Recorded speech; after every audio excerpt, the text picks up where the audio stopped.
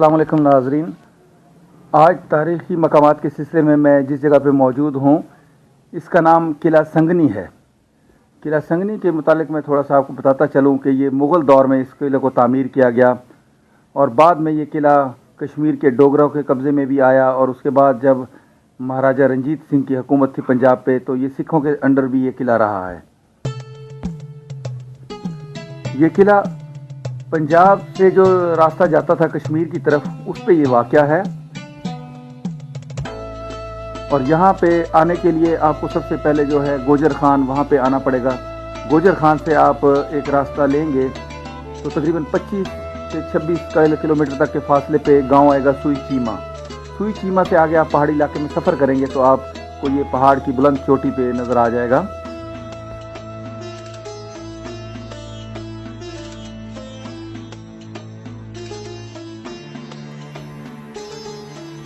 ये किला एक बहुत ही खूबसूरत और पुरफ़िज़ा मकाम पे वाक़या है। पहाड़ की बुलंदी पे चारों तरफ इसके आपको सरसब्ज़ा ही नज़र आएगा। इस किले के जो आसार हैं वो अभी तक काफ़ी हद तक बेहतर हालत में हैं। ये सामने आपको नज़र आ रहा होगा इसका खूबसूरत मेन गेट और उसके साथ एक दमदमा उसका बना हुआ और ये साथ ही साथ ये सीढ़ियाँ भी हैं जो ऊपर जाने के लिए इस्तेमाल होती थी।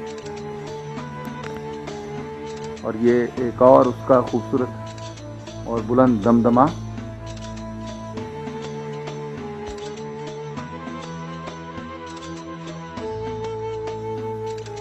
आइए चलते हैं अब हम इस किले के अंदर और इसको अंदर से भी आपको दिखाते हैं।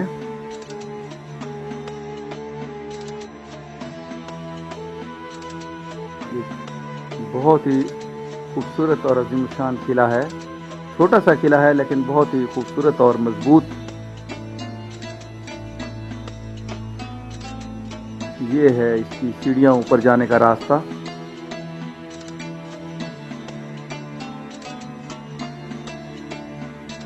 अभी भी काफ़ी बेहतर हालत में इसकी दीवारें मौजूद हैं, सीढ़ियाँ भी बेहतर हालत में हैं और ये जो गेट अभी लगा हुआ है इसमें ग्रीन कलर का, ये अब नए दौर का है।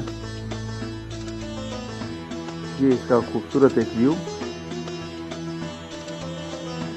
ये गेट जो है जो ग्रीन कलर का लगा हुआ है लोहे का, ये बाद में अब लगाया गया है।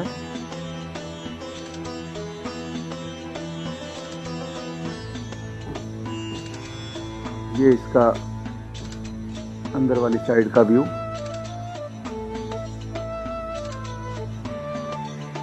ये किले की फसीलें हैं। यहाँ से दुश्मन को बाहर से देखा जाता था और उस दौर में जो लंबी नाली वाली बंदूकें होती थीं वो यहाँ से ऊपर से लटका के नीचे की तरफ से फायर किया जाता था दुश्मन पे।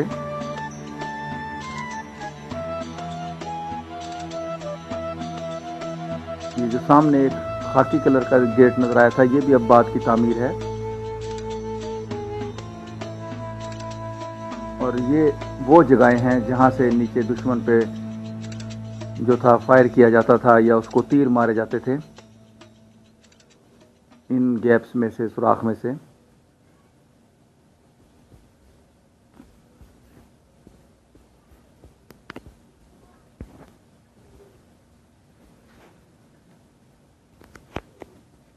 इसके दरो दीवार अभी भी बेहतर हालत में हैं।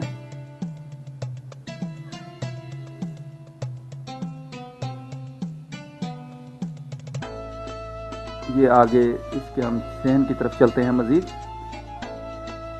इसके सहन में एक दरबार बना हुआ है जिसके बारे में मैं आगे चल के आपको बताता हूँ कि ये किन का दरबार है, कौन सी बुजुर्ग हस्ती जो है यहाँ पे जो है दफन है।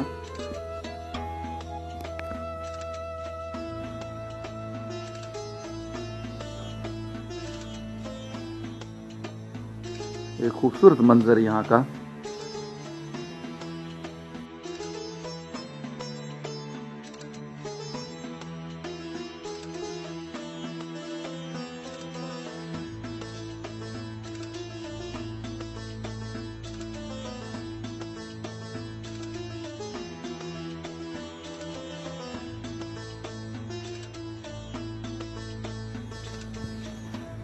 यहाँ पे लोग जो आते हैं इस दरबार पे ज़ियारत की खातर वो अपने साथ पानी पीने के घड़े भी जो हैं वो लेके आते हैं, जो बाद में यहीं रख जाते हैं।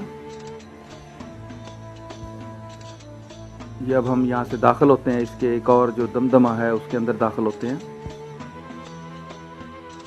इसके अंदर भी वही घड़े पड़े हुए हैं जो लोग लेके आते हैं यहाँ पे। और ये इसके अंदर से भी वो नज़र आ रही हैं जगहें जहाँ से तीरंदाजी या दुश्मन पे जो थी गोलियाँ चलाई जाती थी उस दौर में, पुराने दौर की बंदूकों के साथ।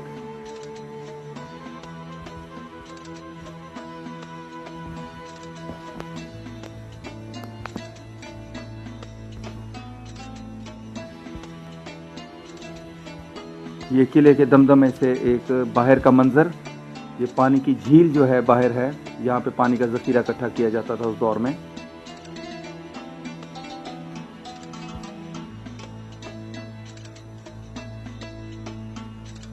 और ये उसकी दीवारों का मंजर।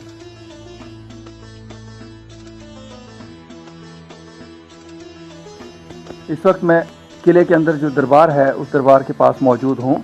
और ये इस दरबार के मुतालिक मैं आपको बताता चलूँ कि जो यहाँ पे मशहूर है वो ये है कि ये दरबार हज़रत साहबज़ादा अब्दुल हकीम रहमतुल्लाह अलैह का है। हज़रत साहबज़ादा अब्दुल हकीम साहब का ताल्लुक़ इराक़ के शहर बगदाद से था। आपका ताल्लुक़ बुनियादी तौर पर दीनी घराने से था।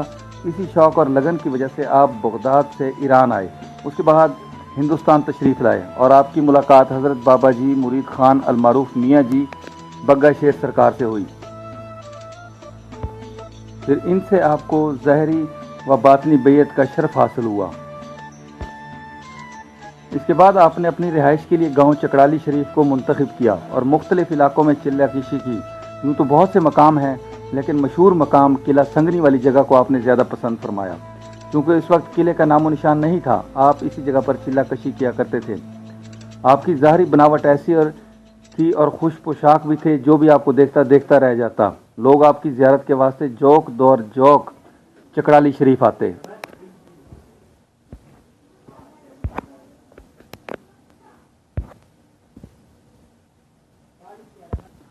लोग जौक दर जौक आपसे मिलने आते और आपसे दुआ के लिए कहते। आप अल्लाह ताला से उनके हक़ में दुआ करते और अल्लाह पाक उनके लिए जो था उनकी दुआ कबूल फरमाता था। जब ये किला संगनी का वाक़या हुआ तो उस वक्त आप यहाँ मौजूद थे। आपने डोगरों को फरमाया कि ये किला तुम बनाओ, लेकिन मैं यहाँ पे रहूँगा, ये फ़कीर की जगह है। आप वहाँ से अपने डेरा चकड़ाली शरीफ वापस आ गए। यहाँ अपने दीन की तबलीग शुरू कर दी। फ़िक़्ह और हदीस पर कई किताबें तसनीफ़ की, जो आज भी फ़ारसी ज़बान में हमारे पास मौजूद हैं। कुछ अरसे बाद आप इस दारे फ़ानी से कूच कर गए और चकड़ाली शरीफ में आपको दफन किया। तकरीबन 50 साल बाद आपने अपने फर्जंद, जो अपने वालिद साहब की तरह बहुत बड़े दरवेश हुए थे, उनका नाम हज़रत साहबज़ादा सैयद मोहम्मद अलमारूफ़ सखी सरकार था, को रात को ख्वाब में फरमाया कि मुझे यहाँ से किला संगनी में ले चलो। उस वक्त तक ये किला खाली हो चुका था। और दूसरी तरफ इसके करीब जो सुई चीमा गाँव के लोग थे, उनको भी ख्वाब में यही फरमाया कि मुझे यहाँ से निकाल कर किला संगनी में ले चलो। तो बाद में जनाब हज़रत साहब को वहाँ से इस किला संगनी में शिफ्ट किया गया और यहाँ पे उनका दरबार बनाया गया।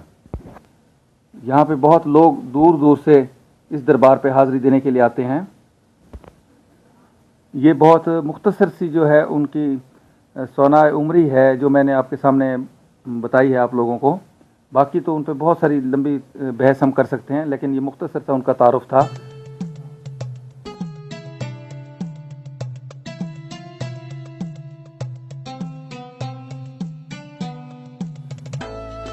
दरबार के साथ एक जो है कमरा बना हुआ है पुराने दौर के किले का।